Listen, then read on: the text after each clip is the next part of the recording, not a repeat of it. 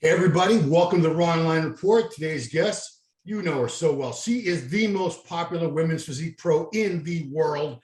25 years old. She's competed in the Olympia 7 times already. My goodness gracious. Please welcome Natalia Abraham Coelho. Hey Natalia, how are you? Hey Ron, hey everybody. Yeah, appreciate you getting a little glammed up for it, you know. You look like you're ready for a night on the town or something. Good for you. So I guess the biggest news is you recently went to Brazil, the place where you were born and raised before you moved to the US, and competed there for the very first time ever and won the first women's physique contest ever held in Brazil at the Musclecontest Brazil in Rio. Is all that correct? Yes, that is right. Yeah. So when did you find out that this contest was going to happen? And did you immediately say, I'm in? No, so I went to the NPC annual workshop in Las Vegas in the beginning of the year. That was like January 29th. Yeah. And Tarek was there and he told me about, he's like, we need to bring all the categories to Brazil. We need to make the sport grow there. And we're going to have for the very first time, Women's Physique Pro in Brazil. And, why not go there and do it? And I was like, when is that? And he's like, June. And I was kind of like, oh, that's too close. Like I don't want to be prepping all year round because I was getting ready for the NY Pro. And then I would have to do like another month of prep. And I'm like, my main focus is the Olympia. Yeah. So I kept thinking about it, but I was not really going to do the show. And I told him, I'm like, I would love to represent, but I need to, focus on some other goals at the moment. However, time went by, I did the Pittsburgh Pro, I did the NY Pro, and I'm like, you know what? It's only 3 weeks out, and it's going to be so special. My family never saw me compete. Wow. It's going to be the very first time like that we have this category in Brazil. And that's my opportunity, to represent the category, to engage with the fans, to, show them what women's physique is about. And I'm like, life is too short. I am healthy. I'm feeling good. I'm young. Let's go. Let's represent the category and just make this sport grow. So that's what I did, like my family, my grandparents, my father, my brother. Wow. Everybody was there. So it was the most special show of my life. Wow. Because, that it was in Rio, correct? Yes, that's where I'm from. Oh, you're from Rio. I was going to say, how far away did all these people have to come? Because Brazil is a pretty big country. Yes. And it's like 20 minutes from where I used to live. Yeah. So all my childhood friends were there. Like a lot of people who do not understand anything about the sports, they came over just to support me. Yeah. And that was my goal, because if I can bring these people in and show them what the sport's about, maybe they're going to become fans. Some of them can, inspire to, I don't know, work out, train, maybe compete. Even my father, the weekend after, I stayed there for like 2 weeks. Oh, wow. The week after, my father texted me. He's like, I'm doing some cardio. I'm like, what? Wow. And I went to the gym with him. We train legs. And now he's going to the gym 3 times a week. He's, wow. And he never went before. So crazy, man. Because I'm curious, I see with your mom all the time at the show. She's at every show. But I'm curious where the genetics came from. Is it mom, dad, or a mix of both? Because you're obviously a genetic freak. You work very, very hard, but the genetics were there to start with. So mom, dad, or both? So my mom's family, everybody's overweight or, they're not really fit. Yeah. And my father's side, they are like more to the skinny side, like my grandmother, my aunt, my cousin. So I don't know where it came from, maybe a mixture of both. Okay, yeah. But yeah. Yeah, because I mean, you stay lean. That's another thing I want to ask you is, you post pictures all the time and they're not throwbacks. A lot of them are very current in the condition that you keep. So like, what's your stage weight? I'm just curious. So this year, my stage weight was between 132 and 134. Okay. So what's your off-season weight? About 10 to 15 pounds extra. Okay. So I go up to 150. Yeah. Every time I've ever seen you, you look like you could be on stage in 4 or 5 weeks. So you don't get fat by any means. Yeah, because like to me, like off season is not really an excuse to just eat junk food. Especially when you have a big goal like I do. And every day I wake up and I'm thinking about the Olympia. I'm thinking about what am I, like where do I wanna go? And everything that I eat is gonna either help me or kind of put me behind. Yeah. So I just do like my off season. It's pretty much the same thing as my prep. I just eat more, but Okay. same food sources, and I try to stay lean because I want to, make real gains, not just increase the body fats and then I start prepping and I lose the body fats and I back to the same. Yeah. So do you eat clean like all the time? Do you allow yourself cheat meals in the off season? To be honest, I don't really care about what I'm eating, like cheat meals and junk or whatever I'm craving. Hmm. So I just, if my coach tells me, okay, we need to have a cheat meal, we need to eat that, I will eat. If he doesn't tell me, I don't care. I've been like, when I was working with Matt Potter for 2 years and a half, I never ate anything out of my plan. He never told me you need a cheat meal, and I never asked because if he didn't tell me, why am I gonna ask? So I'm just follow the plan. Do you think people really need all these cheat meals, or is it just psychological to give them a mental break? Honestly, I think most people just need this mental break because they don't really need it. I see these people that are not even in shape and they're like, oh, it's because I'm eating too clean. And I'm like, no, you're fat, like I don't get it. Yeah. But yeah, I think it's more like a mental thing that to help them to stay on track. Because I know, very well how hard it is to prep for a long time. Yeah. And sometimes these little breaks keep them going, give them a little mental break. So yeah, it's interesting here. I looking at you, I bet Natalia doesn't eat junk like very, very rarely, and you just confirmed it. It's true. You eat clean because you're like you're a human being. You're not a machine. I don't want to call you a machine, but boy, you are so driven, so focused. I mean, it comes through in every post you make. You write these little like inspirational, I won't call them novels, but you take your time and you really get into it. Where some people just post a picture and say, happy hump day or whatever, happy flex Friday. But, you take the time, how important is that? Because, like I said, you have 355,000 followers on Instagram. And I can imagine most of them are just really looking for motivation from you all the time because people look up to you. So do you sit there every day and write these things out, or do you copy and paste them? Because some of them look like very elaborate little paragraphs. No, I mean, I think it's super important, to share a little bit of my mindsets because it's not just about the body, So I try to show people who I am inside out. In the pictures, you see how I look. Okay, good. But what's inside my heart, I try to put it that, and inspire some people and show them that, like if I can change one person's life, it's enough. I just want to be able to share my positive thoughts and how I deal with my personal problems. And, I think people can just benefit from that. Sometimes I get these messages from people like, oh my gosh, I needed that today. And that makes me so happy because that's the goal. That's why I take the time to sit down and just put my emotions, my feelings and things there that can help them. And sometimes just one word can change somebody's life, somebody's day at least. So I'm curious, you are so mentally strong. Do you ever have those days where you say, I don't want to eat all this food today. I don't want to go to the gym today. Or are you just always driven and motivated? So here's the thing. When I was going to school, I took some sports psychology classes. Yeah. And this taught me so much about the power that we have over our mindset and over our thoughts and all that stuff, that I started to implement everything that I was learning to myself. And I saw that, okay, so if I can control my mind, I can control literally everything that is happening in my life. At least whatever is under my control, I want to make sure that I'm controlling and that I'm in control. Yeah. So everybody has like bad days or negative days or whatever it is.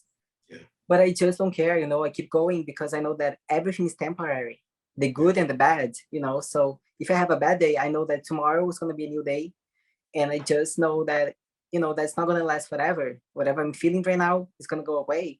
Mm-hmm. Plus, your feelings are something that you can control. You can change the way you're thinking, you're feeling, just by stimulating positive thoughts and focusing on the, something good. And that's what I do when I'm feeling like I'm starting to get down. I just change it, I switch. But I never had one day that I wake up and I'm like, I don't want to eat all the food. I don't want to do the cardio. I don't want to go to the gym. Yeah. Honestly, I don't have that because I want to be a Miss Olympia. And if that's what it takes, I'm going to, do whatever it takes.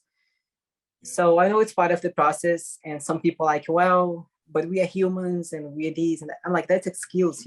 If you want to do something, if you're driven, if you're passionate about it, you don't care. You keep going, you do whatever is needed. Yeah, I have to say, I saw you, you just took second at the Olympia last fall, and I saw you at the banquet with your mom. And, some people would be like either angry or really looking sad. You still had a smile on your face. You held your head high. You always hold yourself like a champion, whether you win the show or you take second. Most of the time you do win, obviously. You win most of the time you get on stage, but even in defeat, you still had that attitude. And I could tell you were already thinking about next year's Olympia, which was at that point, geez, that was October. So still 15 months away at that point. I wanted to ask you about, on your Instagram profile, I know you have a degree in exercise science, but you also said, it says gut spurt. So you're an expert in the gut, correct? Because that's like a hot topic now, gut health. I never even heard that phrase until a few years ago. So how did you become an expert in gut health? And, what are some of the things that you help people with? Yes. So I went to school. I got my nutrition degree. I got my kinesiology and sports and exercise degree. But at the same time, we have like electives in school at the university that most people just take like kind of random classes. But I took these classes to take pre-med. So I was actually giving myself more work, like actual studying, but it was totally worth because I learned so much. So I was taking a lot of anatomy, physiology, or internal medicine stuff, like a lot of things about as if I was going to med school. Yeah. And then after I graduated, I specialized in gut health. So I started studying everything from your intestines to everything that is happening inside your body and how it impacts your health from the inside out, as I said. So like your organs and everything, your microbiome, the good and the bad bacteria, and like, it's so incredible. But anyway, so I started a course and then I became certified. And I'm like, you know what? This is super interesting. So I kept going, kept studying and taking classes and doing a lot of stuff. And then I got a diploma. After 2 years of studying, deep about the gut, I got a diploma in this area. And I have helped a lot of people with IBS, IBD, leaky gut, problems with like bloating, constipation, and acid reflux, all these things, that everything starts in the gut, literally. Yeah. So I was able to help a lot of people, and this is like the best feeling ever because I know how it is when you are just like eating food and you're not absorbing the food, you're not assimilating the food. It's just like, it's pointless, you're just gonna feel worse and worse. And even like bodybuilders, we eat a lot, especially protein, carbs, fat. So it's like we're constantly eating. And you need to make sure that your digestive tract and your intestines and everything inside you, all your enzymes, your acid, like HCl, everything is working properly. Otherwise, you're just gonna build everything up and you're gonna start getting all these issues that we see nowadays. So I'm actually happy to see the athletes starting to realize that gut health is important. Yeah, it's funny because I just did I interviewed Flex Lewis a few days ago. The interview was up this morning. We're recording this on Monday. That's the main reason why he had to retire. He could not pursue open Mr. Olympia, was because he could not handle the food. He was getting nauseated, and he just couldn't keep up the extra calories and the frequency of the meals. He was miserable all the time. And I just wonder how many other bodybuilders out there are struggling with that, and if there's a way to help them, because the food is so important. We talk about the training and supplements and all that, but without all that good food every day, you're never going to reach your potential. So I'm just curious, what are some things when you work with bodybuilders and they have these issues? You don't have to give away all the secrets, but what are some of the main things that you work with? Is it probiotics, enzymes? Are there supplements they take, or certain foods you have them start eating or stop eating? Yes. So I am very big in the natural part of medicine. So it's like more a holistic approach. I hate that if you go to the doctors, they're gonna tell you, "Oh, take antibiotics," or "Oh, take this medicine, take that." Because honestly, you're not really treating the problem. You're not going to the root of the problem, and that's the main thing. Like that's why I love the integrative medicine, the holistic, the Chinese medicine. That's what I pretty much like all my books here that I'm always reading about. It's like Chinese medicine because they have a herb for everything. Everything that you feel, from like migraines to whatever intestine issue you're having, whatever gut issue you're having, they have a herb. They have seeds. They have like concoctions that you can make and you feel better. So for example, I think like probiotics and prebiotics are super important to keep your microbiome in check. Yeah. However, a lot of people don't understand the difference between probiotics and prebiotics. So let's say, I have no idea. So let me tell you, in your gut, you have both bad and good bacteria. You need to have a balance of them. However, your good bacteria dies super quick. So let's say like every 5 minutes, they are dying. You have to replace them. How do you replace them? With probiotics. Probiotics are the live bacteria, the good bacteria that you put in your gut. But you have to remember, you cannot be eating every 5 minutes to give your body good bacteria. So what do? You got to keep them alive. And that's what the prebiotics are. The prebiotics are the food that keep the good bacteria alive. So you have good bacteria, you're giving them food so they don't die. So the prebiotics are the food, the probiotics are the good bacteria. So it doesn't matter, like I see a lot of people taking a lot of probiotics. Oh, I have gas buildups, or I have whatever issue they have, and they keep on having a lot of probiotics. But are you actually keeping these bacteria alive, the cultures of the bacteria, the strains alive, or you're just putting them in, they die off, they get in your stool, come off of your body, and that's it? No, you got to keep them alive. You got to create a culture. You got to like balance your microbiome. So the prebiotics are super important. You can get them either supplements or foods. Asparagus are one of the best, foods that you can have. And I implement a lot of antioxidants, polyphenols, a lot of things that are going to help you to lower the inflammation in your body, to absorb the nutrients better. But if I would say like, okay, one thing for all the bodybuilders that they can benefit from, it's herbs. You can do teas, you can just take them in capsules, you can do like a concoction, you can even do like essential oils, rub them in your belly, in your stomach area, and that's gonna help you. They are like fennel, ginger. Ginger is really good with peppermint. If you have nausea, like Flex Lewis had, I watched the interview. So that's right. You were a moderator on it. Hey, you were there. I've never you were in the chat. Yeah. Right. Hey, yeah, because I'm curious here. What do you have all these degrees? You're so well educated. You obviously have to spend a certain amount of time every day training and eating. But what do you do for a day job? Do you train people? Do you do online coaching?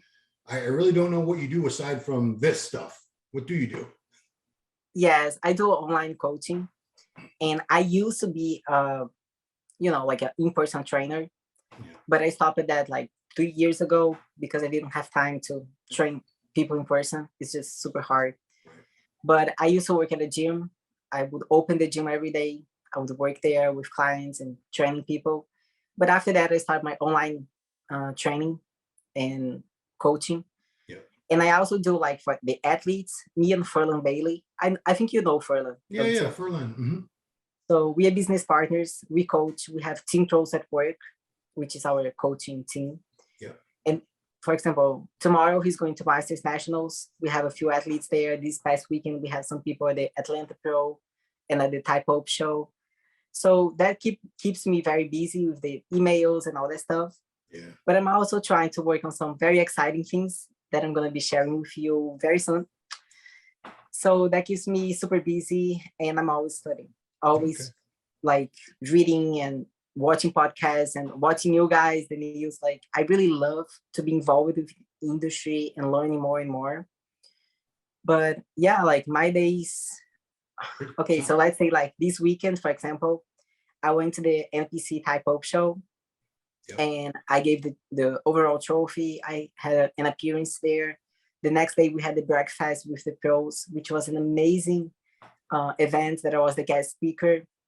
So I try to keep like involved with the NPC and IFBB, traveling a lot to represent, you know, the women's physique category, our sports. I've been doing a lot of seminars, workshops, and things like that. So to me, like this is not only something that I love, that I'm passionate about, like competing, but also being an ambassador of the sport and showing the people what the sport's about, trying to, you know, just bring more people to the industry. And I just love it when I see like these people who never competed before, who never went to a show before, and I talk about it and I bring them over and they're like, oh my gosh, thank you so much. And in 2 years, I see them like doing super well. Wow. And then out of a sudden they are pros and they're at the Olympia stage with me.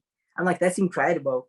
And people tell me like, wow, for example, in Brazil, I had this girl, she sent me a message. She's like, well, I'm going to be competing. Can you help me with my posing?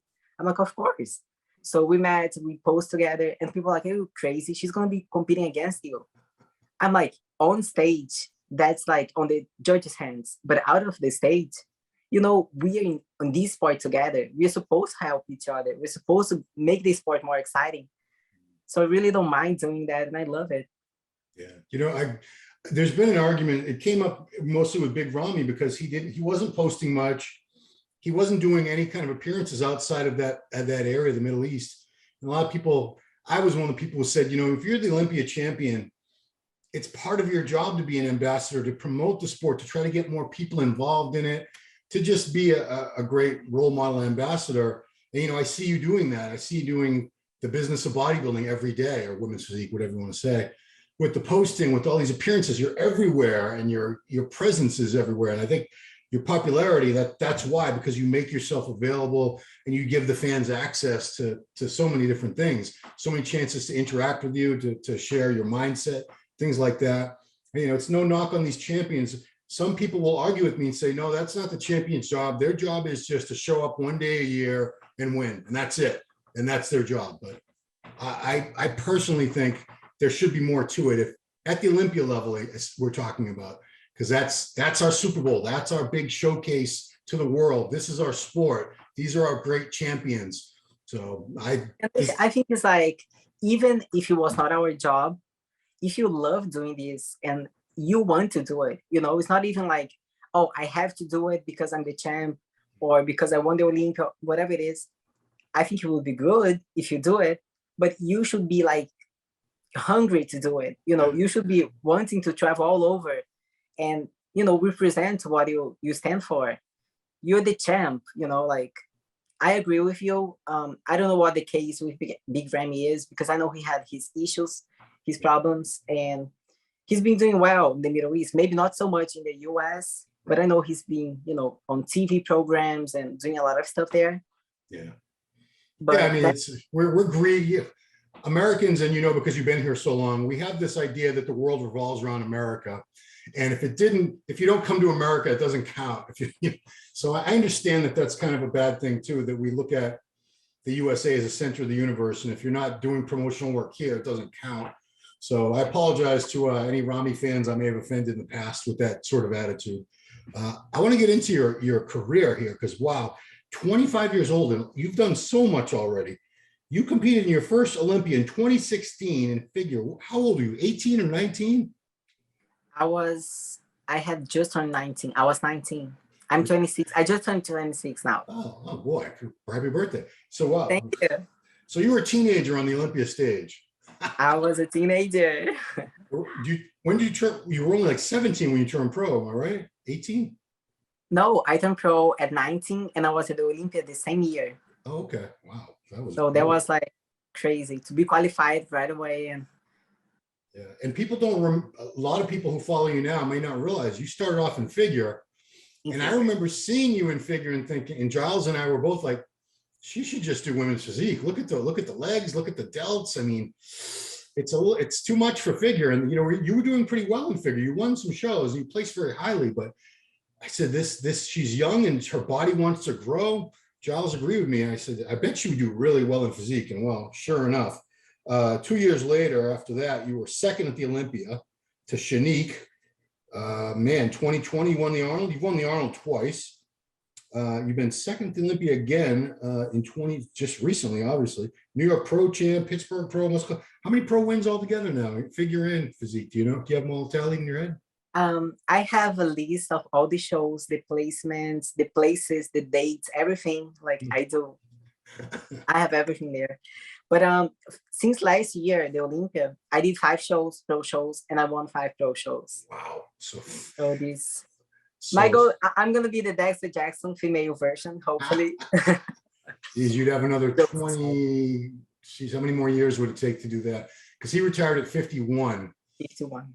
26 minus 50. It's a lot more years. I think 25 more years. Yeah. Yeah. I mean, God willing. But I'm just curious, do you the rivalry you and Sarah Villegas have now, you're the 2 best physique competitors on the planet. And I wonder, do you guys talk to each other? Are you friendly, or do you just kind of do your own thing? We kind of do our own thing, like we don't really talk. We're not like friends or not friends. We just do our thing and we see each other on stage, and that's it. Yeah, because I mean, obviously you're very close to being the Olympia champion.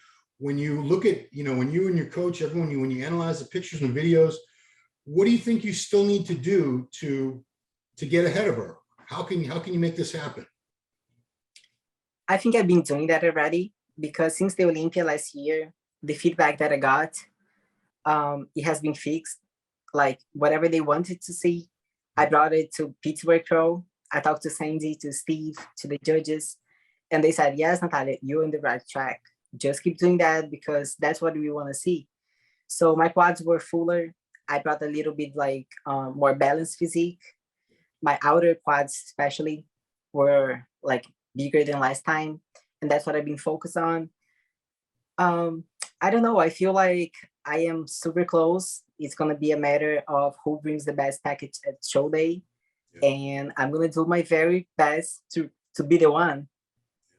It's going to be a battle. I mean, I love seeing the really close battles between 2 people who are so good that you could almost flip a coin, and you wouldn't be wrong, because you're both worthy of being the champion.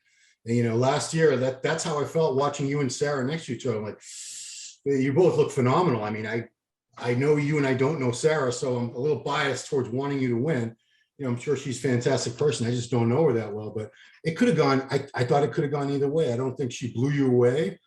I don't think you were robbed or anything. You guys were just very, very close, and there can't be any ties in bodybuilding or physique or whatever. You have to pick a winner. And that's why I was just like you said, like after the show, you saw me and you're like, why is she not upset or something? Yeah. I think we need to understand that sometimes we win, sometimes we don't. It's hard when you keep getting second and you keep getting like so close. But honestly, I love to fight. And as I love this sport so much, it doesn't bring me down. It just tells me like, okay, Natalia, keep going. You're almost there. You're going to get there. And if you don't believe that you're going to achieve it, you're never going to get there. So I just keep telling myself, and I have like this vision in my mind that I wake up every single day, every time I'm training, like I close my eyes. And that's something that if you notice, all of the videos, like training videos, it's just something that since I was 15, every time I'm training, I have to close my eyes. It's something like it just closes, and I'm envisioning myself where I want to go. What am I doing? I'm thinking about the muscle fibers contracting, thinking about the blood flow getting to my muscles. I'm thinking about what's going on there. Between sets, I'm stretching. I'm, like my muscle connection all the time. So I think it's like the mindset is something that is going to set you apart and sets me apart at least. So getting the second place, it was like you said, I was fighting there. I was the whole time saying, let's go, let's do it, So this year is going to be even more exciting. We're going back to Vegas. It's going to be in December. Yeah. So I'm just going to keep fighting. Let's see what's going to happen.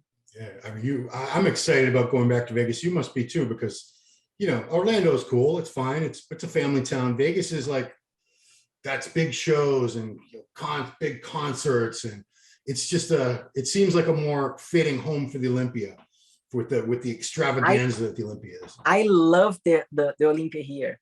I hope they can keep going back and forth. That would be perfect, especially because I'm biased. I live here in Orlando.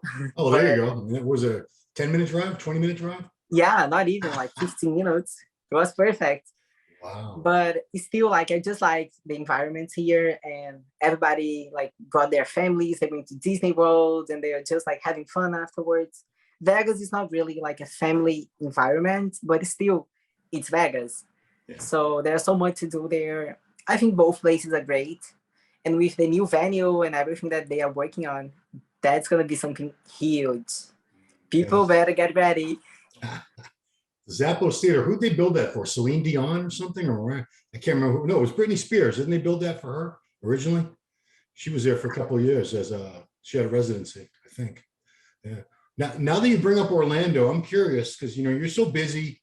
I don't think you have a lot of free time, spare time. But have you been to all the parks? Because man, it's not just Disney. You got Universal, you got MGM, you got the Disney Animal Kingdom. There's so many things around there. SeaWorld. Have you been to all those? And my mom works at Disney. Oh. So I kind of get the passes. But no, I've been there, but I don't really go often. Maybe just like special holidays or something like that, like Christmas, or to see the shows and stuff. Is it because you can't bring your food in? Is that why you don't go? They changed the policy. Most of the parks, you can bring the food, but the Animal Kingdom, because of the animals, they think you're going to feed the animals. So I'm sure somebody would. Right. Bodybuilders out there, if you're going to Animal Kingdom, keep that in mind. You cannot bring food and drink inside, but the other parks you can. So that's good. Oh, okay. That's good news. I mean, that's one reason I don't like to go to parks, because you can't bring your food and then you got to buy these like $20 chicken tenders or something, It's crappy. I know. Even the waters, they have these little bottles of waters. It's like, I don't even know, like 200 milliliters. I don't know, it's super small, like 4 ounces. And it's like $8. I'm like, I need to drink like 10 of those at least. For sure. Yeah. I mean, goodness. Yeah. Theme parks and bodybuilding is a bad combination. But what else did I ask you? Yeah. So you have, this is, we're talking in the middle of July now. So we have almost 6 months left to go. Is this, when are you going to start actually prepping for Olympia? And are you in an quote unquote off season mode now? Yes, I'm in off season now, like off season kind of. Yeah. But since I came back from Brazil, I've been focusing I knew like, okay, enough shows. I talked to Tarek and Tamer in Brazil. They gave me super, super good feedback. I was super happy. The judges in Brazil told me so many good things as well. But they said, Natalia, it's time for you to step back and focus at the big O, because you don't want to, keep competing. At some point, your muscles are not going to look the same. Your receptors are not going to look the same. Your body's not going to respond as good as it is right now. So I took the advice. I talked to my coach. My coach said the same thing. He didn't even want me to do the Brazil show, but he understood that it was super important for me, special because of my family, my friends, everybody there. Yeah. So I went there, did the show, but I knew when I came back it would be Olympia focus and 100% in. So I think my prep is going to start around 14, 15 weeks out. Okay. Yeah. But honestly, my body responds super quick. And because I eat clean all year round, my body fat doesn't go up too much. So I'm pretty sure like in 10 weeks, 8 weeks, I could get ready. Oh yeah. I mean, I said 4 or 5 weeks. I was probably going a little too far that way, but yeah, that makes sense. If someone that stays lean like you do, I wish more people would do that, because so many people that I see prepping for contests, they lose muscle, they don't get in shape in time because they just get too fat in the off season. I wish they would take your example. Yeah, I mean, I wish too it would be much easier for them and healthier, because it's not so good for you to keep, going up and down, up and down. I understand that, for example, some people, they need to put more muscle, more mass on because of, they're not, for example, in the beginning, I think I went up like 25 pounds. I think that was like my heaviest in off season, but because I was very skinny and just a teenager trying to build muscle, once I got the foundation, I'm like, I don't need to go that high anymore. So I'm just going to add slowly, see how my body's responding, keep tracking my body fat and how the muscles are looking. Because you get to a point where you're eating so much that you're not even insulin sensitive anymore. You're just eating and the food is just sitting there. You get like lethargic, you're just tired, even though you just ate a good meal, it's still like no energy, so you got to keep that in mind, that sometimes you're just not absorbing the nutrients properly.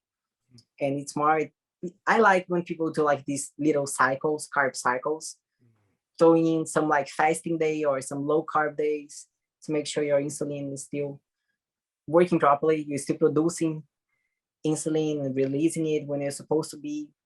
But you know, everybody's different. So, but tell me, how did you do in your days after a show? Would you just like blow up and eat a lot, or would you take it easy? My record was I competed on a Sunday at 202 pounds one time, and by Thursday I was 230 pounds. So 28 pounds in 5 days. That's my record. It was bad, very bad. My ankles swole up, my face swole up. I'm sure my blood pressure was through the roof. Yeah, because that reverse dieting that people talk about now, I never did that. I ate like a pig for days. It's embarrassing, but yeah. Did you end up in the hospital, or did you just? I probably should have gone to the hospital, but I didn't. Yeah, I'm sure I had the blood pressure was because I could feel the head. My head felt like it was going to pop. You know, couldn't bend my toe over to tie my shoes. It's tough to. I think dieting is tough, but then having the discipline to not go crazy after a show, that's even tougher because you feel like you deserve it and you've been craving all these foods. Like, I know you don't crave these things, but when the show's over, do you have things at home that you've been keeping for when you can eat them, or certain restaurant you want to go to? Is there anything that you do once the show is over that you've been looking forward to eating? All I do after the show, I've been doing this since I was 17. It's to get 2 big dry baked potatoes and lean filet. That's what I do, like a steak. And it's still like the filet has no sauce, no sauces, nothing in it, just very plain, very dry. And my baked potatoes, I don't even put salt in there. I just eat them. That's a diet meal right there. That's your meal after a show. That's what you have every time. Yes. Wow. No ice cream, no dessert, nothing. Cheesecake, no. Wow. Yeah, just give me some steak and potatoes and I'm good. That is just the discipline is just it's almost inhuman, but that is a level of dedication, discipline that most people could never comprehend. I mean, I'm flabbergasted to hear that that's all you eat after a show. Wow. Yeah. I mean, you go to these banquets after the show, they got everything, and you don't even try it. Oh boy, good for you. Well, you're trying to be the best in the world at what you do. I understand. It's not, you don't take that lightly, obviously. You take it very, very seriously. If you talk to Jay Cutler, to Dorian Yates, and to any of these like big champs from back then, yeah, they would never. I mean, of course, after competing, like after they're done or whatever, they allow themselves to do it. But they were so driven, so focused on what they wanted. They didn't even think about it, you know. So I try to emulate and to see and to follow what I admire and respect so much, just like they did back then. So when I watch all these DVDs and, you know, these videos and everything that they talk about their mindsets and how they think, how they do it, they're like, we are different. And that's why we are achieving what we are achieving. So I don't mind being different. I don't mind people saying that I'm crazy, I'm neurotic, or, you know, like, I put everything, you know, like, why don't you eat? Why don't you do that? It's not that I'm sick or whatever. It's just that I have a goal. People have to respect that. They have to understand that I'm not going to stop. If it's working for me, if I'm feeling good and I'm having results, I'm going to keep doing what I'm doing, no matter what, you know, until I reach my goals. And from there on, we're going to see what to do. But I am just like laser focused, you know. Well, I remember Dorian saying in one of our interviews years ago, the whole time he was competing, he never had one drop of alcohol. And I'd probably bet some money I could say the same about you.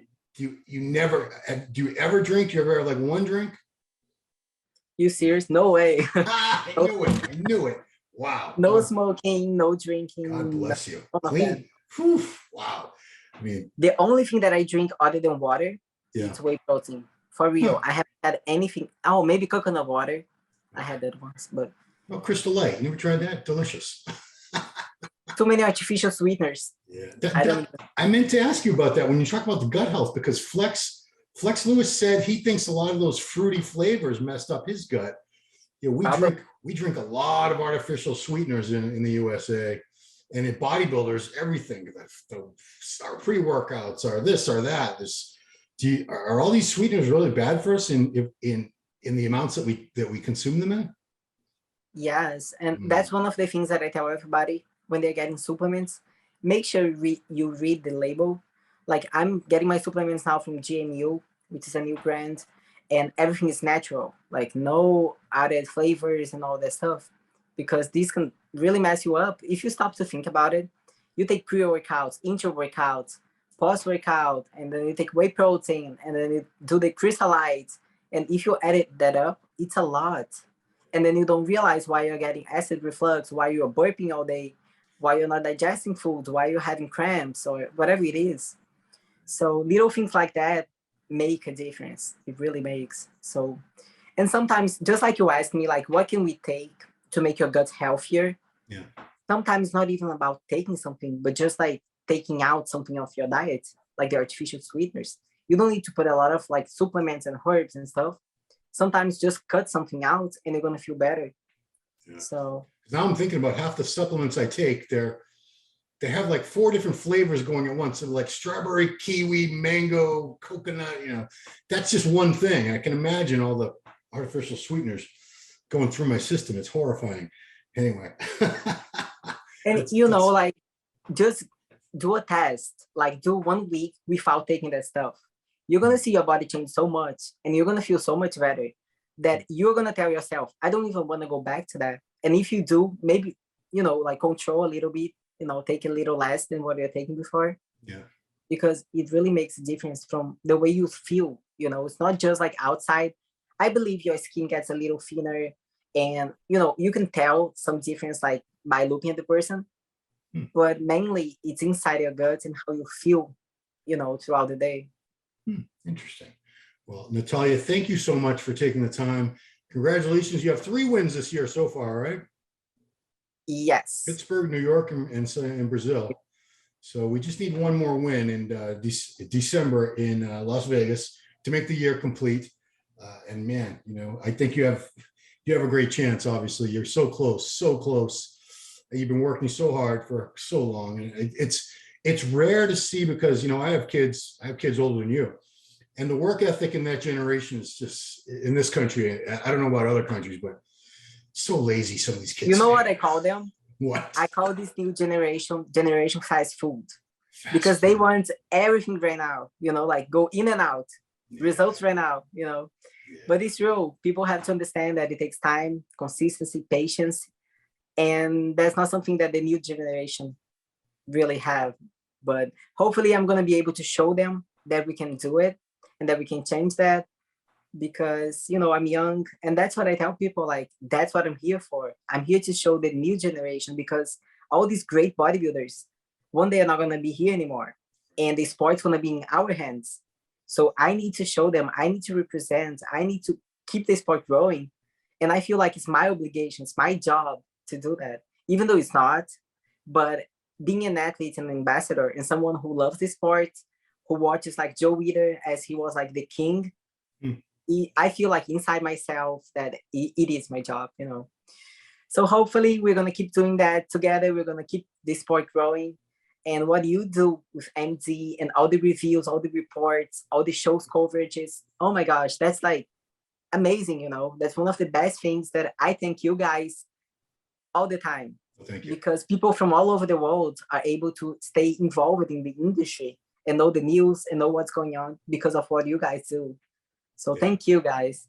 Thank you. And thank you for straightening out these kids, Natalia. They need help, please. So keep working on that. They definitely need a lot of help. And they're not going to listen to me, too old. They'll listen to you because you're one of them. So yeah, that's it, man. Guys, follow her on Instagram, IFBB Pro Natalia Coelho. I think it's the same thing on Facebook, IFBB Pro Natalia Coelho. Yeah, yes. You can find it. And do you have a YouTube channel too? Yes, I just started posting some new stuff on the new YouTube channel that I created. And it's the same thing, IFBB Pro Natalia Coelho. I'm going to check that out. Everybody check her out. I'm the same, because you're watching this on YouTube, I assume. Go to her channel, IFBB Pro Natalia Coelho. And that's it. Thank you so much, Natalia. Always a pleasure. Hope to see you soon. Are you going to Tampa? Yes, I will be there for sure. I think it's Florida. You should be at that one, right? So I'll see you soon. I'll see you in a couple of weeks. So I will see you there. go. Thanks. And everybody, thanks for watching. Please subscribe to the channel, hit the notification bell and all that good stuff. This has been the Ronline Report with Natalia Abraham Coelho. Thanks for watching.